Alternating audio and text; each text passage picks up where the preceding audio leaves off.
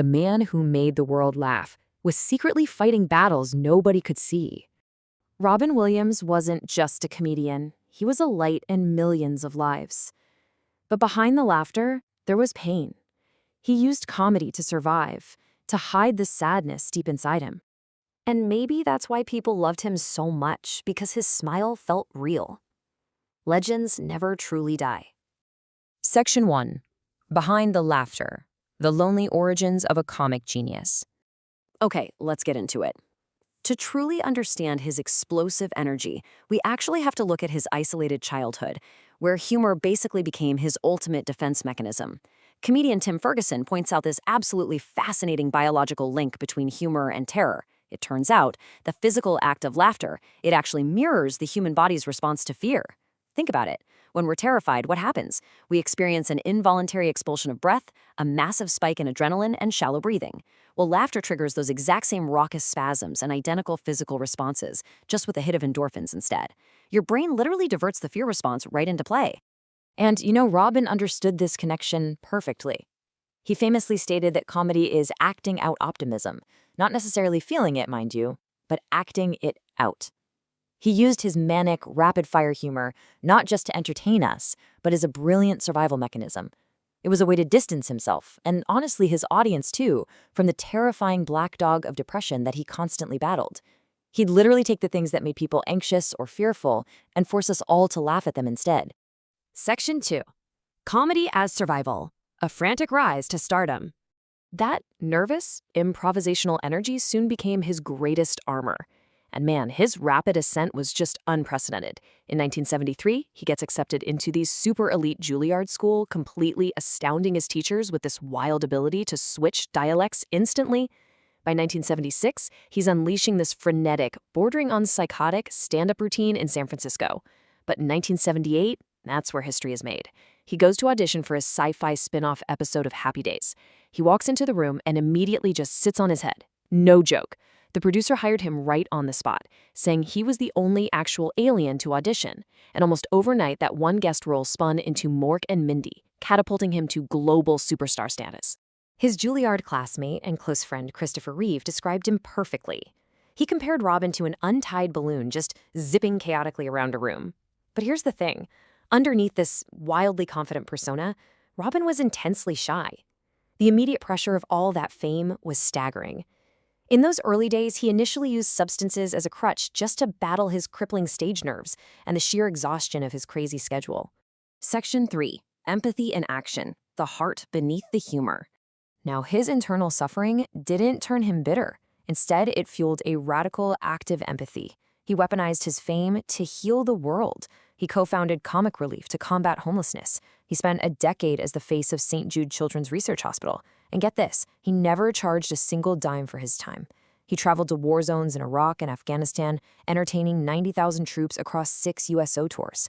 We even know now from his former co-stars that Robin would quietly mandate that film productions hire local military veterans as background actors. He dedicated endless hours to charities and hospitals, consistently paying out of his own pocket to make sure other people were cared for. Just look at this staggering number, $80 million. That represents the funds he helped raise for the homeless through Comic Relief alone. It absolutely proves that his comedy wasn't just a performance. It had a massive, tangible impact on human lives. For years, the public naturally assumed his tragic death in 2014 was just a sad surrender to his lifelong mental health battles and a depression he'd spoken so openly about. But as we look closer at the final years of his life, we really need to ask, was it just depression? Section 4. The Terrorist Inside, a Medical Mystery. The truth of what he was actually fighting is far more terrifying than anyone knew. Before his death, Robin was bombarded by this terrifying sequence of cascading symptoms. First, it started with severe insomnia. Then came these unprecedented, crippling panic attacks and paranoia that completely defied his normal character. Soon, he faced severe cognitive decline.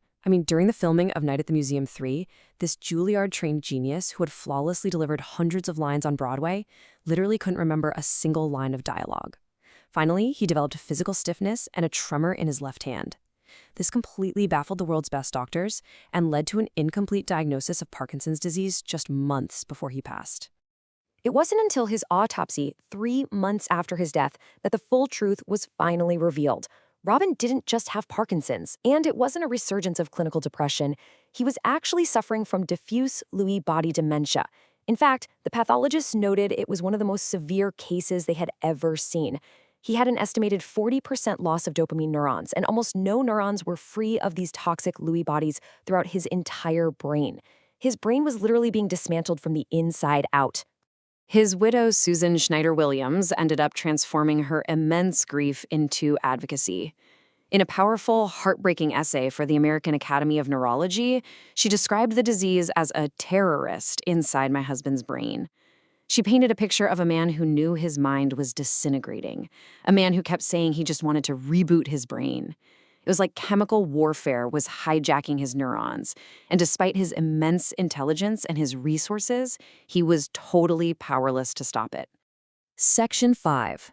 A Legacy of Light. Enduring Beyond the Pain. Ultimately, Robin's legacy is defined by his brilliance and his incredible compassion, absolutely not the neurological disease that took his life. He famously said, "You're only given a little spark of madness. You mustn't lose it." And you know what? He held on to that spark to the very end.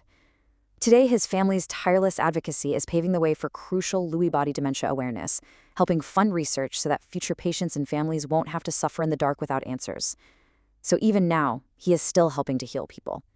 Which leaves us with this final thought for today's explainer. Knowing how hard Robin fought behind his smile and understanding the invisible medical and emotional battles he was waging while making the rest of the world laugh, how can we practice that same radical empathy to recognize the hidden battles of those around us? How can we look past the masks of the people in our own lives? Keep asking questions, keep learning, and remember, be kind to one another.